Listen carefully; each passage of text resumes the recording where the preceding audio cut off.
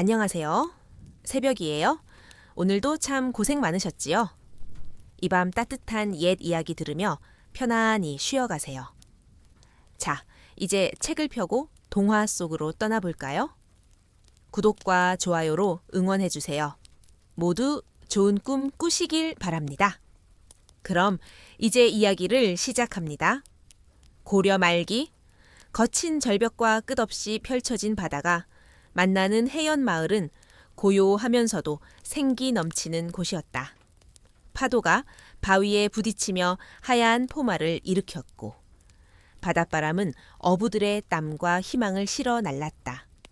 이 마을에는 모든 이의 사랑과 신임을 한 몸에 받는 남매가 살고 있었으니 바로 지연과 태수였다. 지연은 16의 어린 나이였지만 마음이 따뜻하고 이웃을 돕는 성품 덕에 마을 사람들의 칭찬이 끊이지 않았다. 그녀는 이웃 아이들에게 글을 가르치고 찢어진 어망을 꿰매주며 늘 먼저 나섰다. 지연이는 정말 바다에서 온 선녀 같아. 마을 어른들은 입을 모아 말했다. 그녀의 오라버니 태수 역시 마을의 자랑이었다.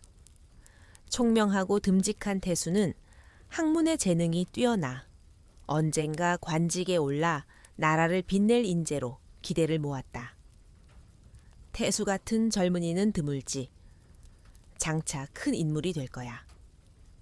사람들이 저마다 태수를 칭송했다. 지연과 태수는 마을의 희망이자 보물이었다. 하지만 세상은 늘 평온하지만은 않았다. 어느 날 무서운 역병이 해연 마을을 덮쳤다. 바다처럼 잔혹한 이 병은 지연과 태수의 부모님을 앗아갔다. 한순간에 부모를 잃은 남매의 집은 슬픔에 잠겼다. 그전까지는 아버지가 물고기를 잡아 생계를 꾸렸기에 태수는 마음껏 학문에 몰두하며 과거 시험을 꿈꿀 수 있었다. 지연 역시 오라버니의 가르침 아래 글 공부를 하며 백성을 돕는 꿈을 키웠다. 그러나 부모님의 죽음으로 모든 것이 바뀌었다. 이제 어린 태수가 홀로 동생과 자신을 먹여 살려야 하는 가장이 되었다. 태수는 어려서부터 학문에 뛰어나 과거 급제를 기대받았고 밤낮으로 책을 손에서 놓지 않았다. 하지만 배고픔이 문턱을 넘는 현실 앞에서 그는 공부를 멈출 수밖에 없었다. 그는 붓 대신 어망을 들고 책 대신 바다를 읽어야 했다. 아직 젊은 나이였지만 그는 고기잡이와 품팔이로 생계를 이어갔다. 태수의 희생을 가장 가까이에서 지켜보던 지연은 오라버니에게 고맙고도 미안한 마음이 들었다. 오라버니, 저 때문에 꿈을 포기하다니 너무 미안해요. 지연이 눈물을 글썽이며 말했다. 그런 말 말거라, 지연아. 네가 잘 되는 것이 오라비의 도리 아니냐. 태수는 따뜻한 미소로 동생을 달랬다. 지연은 오라버니의 희생이 헛되지 않도록 굳게 다짐했다. 그녀는 반드시 학문을 이뤄 관직에 올라 자신처럼 고된 삶을 사는 백성을 돕고 싶었다. 태수의 고생을 떠올리며 그녀는 단 한순간도 허투루 보내지 않겠다고 맹세했다. 밤늦도록 등잔불 아래 책을 읽었고 아침 일찍 일어나 글 공부를 게을리하지 않았다. 지연의 마음속에는 오라버니를 위한 감사와 백성을 위한 꿈이 깊이 새겨져 있었다. 그렇게 남매는 서로를 의지하며 힘든 날들을 버텨갔다. 마을 사람들은 그들의 끈기를 보며 가슴 아파하면서도 응원했다. 하지만 이 평화로운 나날도 오래가지 않을 운명이었다. 낯선 이의 등장, 어느 흐린 저녁, 해가 바다 너머로 지고 안개가 해연 마을을 감쌌다. 지연은 시장에서 힘들게 모은 돈으로 산 책 몇 권을 품에 안고 집으로 향했다. 바닷바람이 그녀의 뺨을 스쳤고 파도는 멀리서 낮게 속삭였다. 마을 부두 근처의 바위길을 걷던 그녀는 갑자기 발을 멈췄다. 모래사장에 젊은 여인이 쓰러져 있었다. 옷은 해지고 얼굴은 달빛처럼 창백했다. 어머, 어쩌다 이렇게 되신 거지? 지연은 착한 마음에 그냥 지나칠 수 없었다. 그녀는 조심스레 여인에게 다가가 어깨를 가볍게 흔들었다. 괜찮으신가요? 여인이 희미하게 눈을 떴다. 그 눈빛은 날카로웠지만 힘이 없었다. 지연은 여인을 부축해 집으로 데려왔다. 태수가 문을 열고 놀란 얼굴로 물었다. 지연아, 이게 무슨 일이냐? 지연은 숨을 고르며 말했다. 부두 근처에서 쓰러져 계셨어요. 도울 수밖에 없었어요. 태수는 고개를 끄덕이며 따뜻한 밥과 물을 준비했다. 등잔불 아래 여인의 얼굴이 선명해졌다. 그녀는 날카로운 인상을 풍겼지만 이목구비는 흠잡을 데 없이 곱고 아름다웠다. 그러나 옷은 먼지 투성이었고 며칠을 굶은 듯 보였다. 태수는 여인이 배고픔에 지쳤을 거라 짐작하고 밥상을 차려주었다. 여인은 허겁지겁 밥을 먹으며 금세 기운을 차렸다. 정말 고맙습니다. 덕분에 살 것 같아요. 그녀가 고개를 숙이며 말했다. 성함이 어찌 되시나요? 지연이 물었다. 저는 북쪽 지방에서 온 혜린이라 합니다.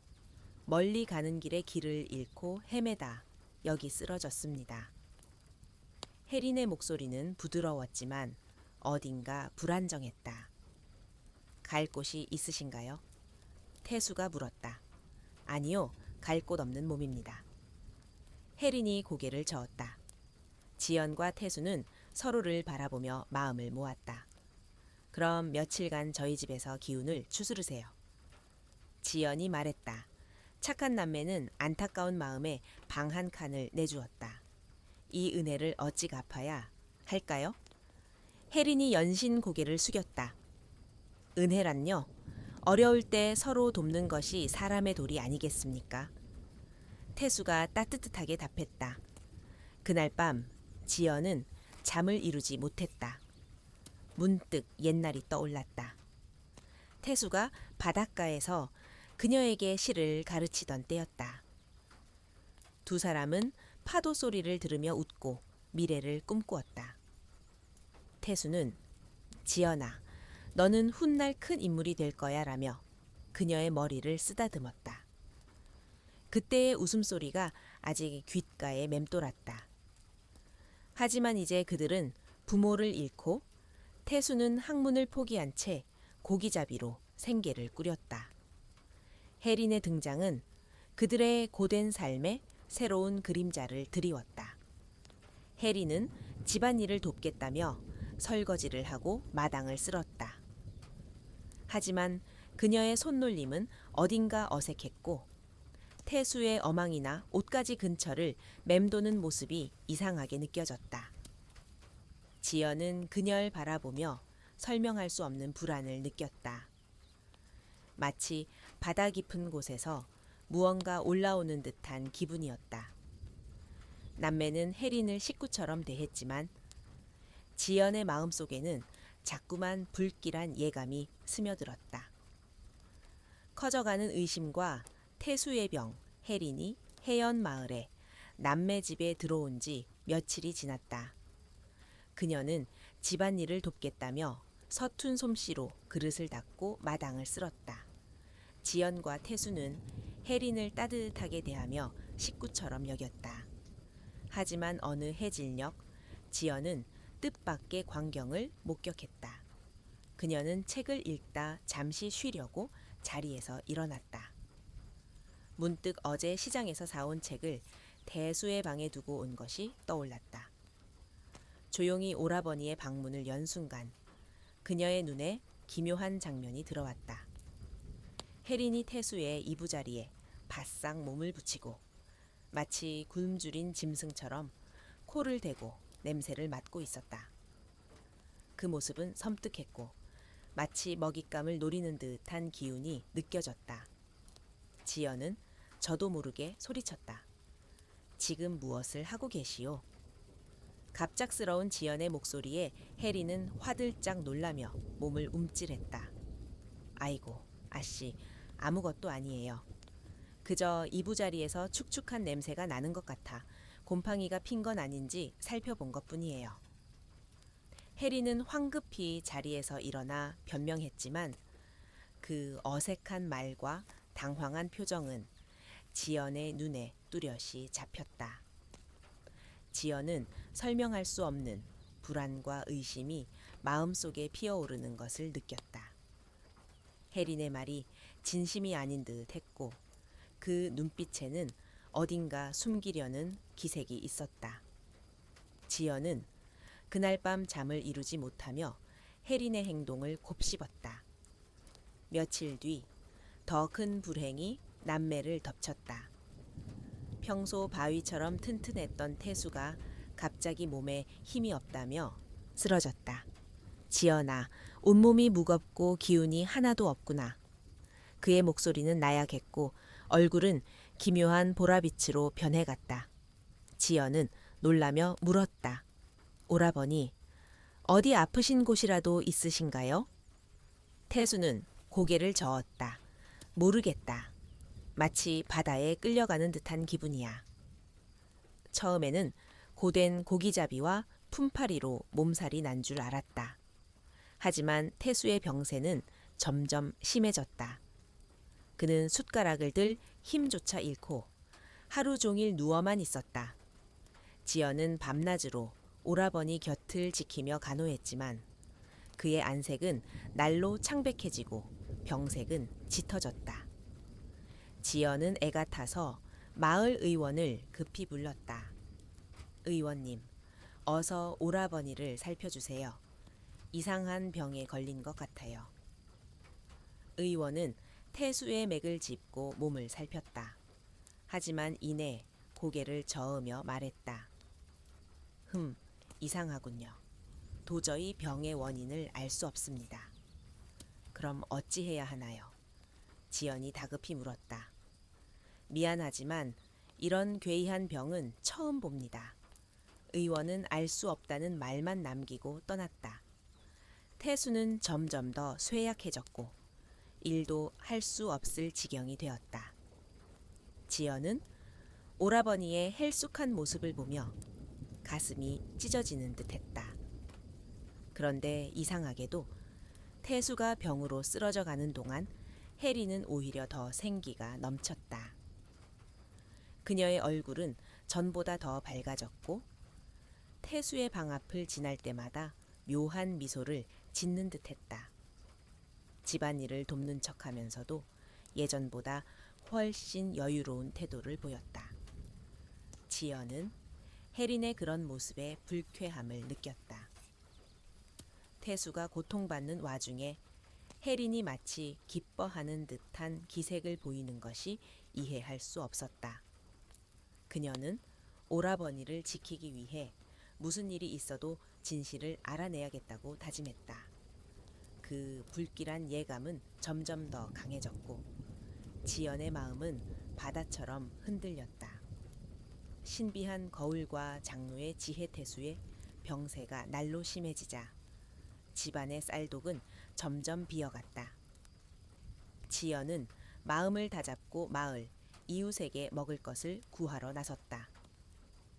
어렵게 얻은 보리 한 줌을 품에 안고 돌아오던 길, 바닷가 작은 신당 앞에서 쓰러져 있는 노인을 발견했다.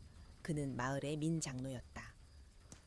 늙고 허약한 모습으로 숨을 헐떡이는 장로를 본 지연은 자신의 처지를 잊고 안타까운 마음이 들었다. 장로님, 이것이라도 드세요. 그녀는 어렵게 얻은 보리를 반 나누어 주었다. 민 장로는 떨리는 손으로 보리를 받으며 말했다. 아가씨의 선심덕의 목숨을 건졌소. 이 은혜를 어찌 갚아야 할까? 지연은 미소 지으며 답했다. 은혜란요. 어려울 때 서로 돕는 것이 사람의 도리 아니겠습니까? 민 장로는 주머니에서 작은 거울 하나를 꺼내 지연에게 내밀었다. 이것은 신비한 거울이니 잘 간직하시오. 언젠가 큰 도움이 될 것이요. 지연은 영문을 알 수 없었지만 장로의 간곡한 부탁에 거울을 받아들었다. 집으로 돌아온 그녀는 방문을 걸어 잠그고 거울을 꺼내 들었다. 조심스레 자신의 얼굴을 비춰보자 놀라운 광경이 펼쳐졌다. 거울 속에는 초라한 지금의 모습이 아닌 단정한 학사복을 입은 강인한 여인의 모습이 나타났다. 그 눈빛은 단호했고 풍기는 기운은 당당했다. 지연은 거울에서 눈을 떼지 못했다. 그날 밤 태수의 헬쑥한 얼굴을 보며 가슴이 아팠던 지연은 조심스레 그의 방으로 갔다. 희미한 등불 아래 태수는 시름시름 잠들어 있었다. 그녀는 떨리는 손으로 거울을 꺼내 태수의 얼굴에 비춰보았다.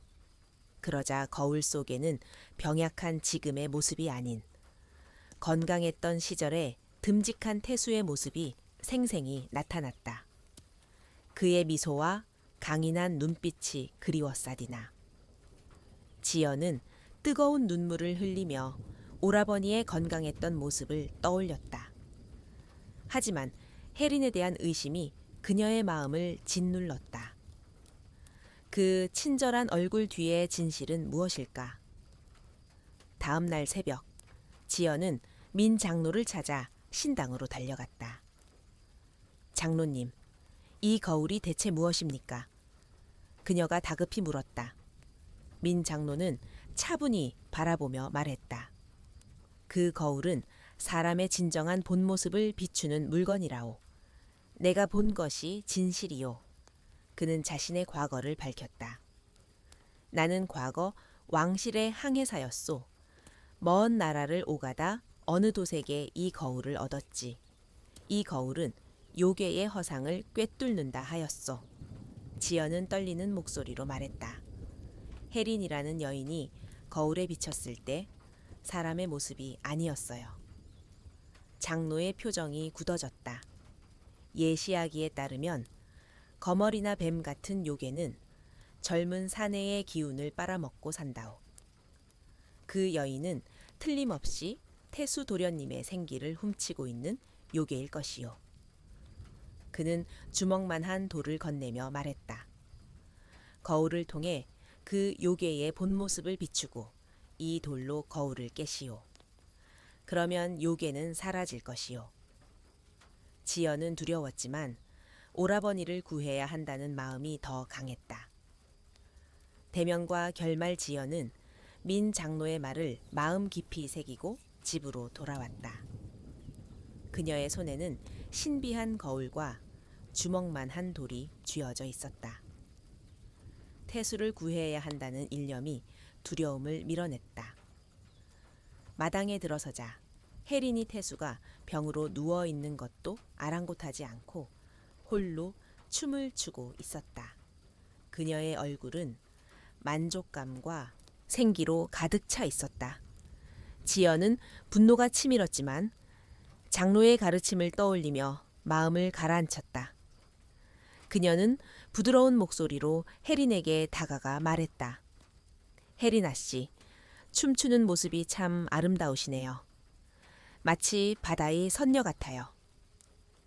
혜린은 예상치 못한 칭찬에 기뻐하며 웃었다. 고맙소 아씨. 이 집에 온 뒤로 몸이 가벼워지고 얼굴도 더 예뻐진 것 같아 기분이 좋아요. 그 뻔뻔한 말에 지연은 이를 악물었지만 미소를 잃지 않았다. 그렇게 예뻐지셨다니 이 거울로 얼굴을 한번 보시겠어요?